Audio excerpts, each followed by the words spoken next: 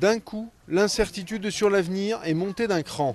140 000 personnes vivent dans ces camps en Thaïlande après avoir fui les combats et les persécutions dans l'est de la Birmanie. Une guerre oubliée qui dure depuis 60 ans entre armée birmane et minorités ethniques rebelles en quête d'autonomie. Les soldats birmans nous ont forcés à travailler pour eux. On a dû porter des pierres pour faire des routes. Sinon, il aurait fallu leur donner de l'argent. Outre le travail forcé, des organisations dénoncent les viols, la torture, les exécutions sommaires et autres villages incendiés. Aujourd'hui encore, les civils sont toujours victimes des mines et les combats se poursuivent. Mais les autorités thaïlandaises disent qu'elles veulent fermer les camps après les élections en Birmanie de novembre dernier et le changement de gouvernement qui a suivi. Une hypothèse qui ne fait pas l'unanimité.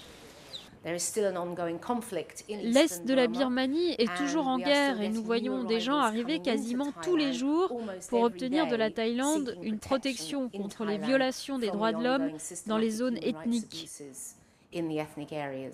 La rivière Moi marque la frontière entre les deux pays. Cette embarcation de fortune qui fait office de ferry témoigne clairement de sa porosité.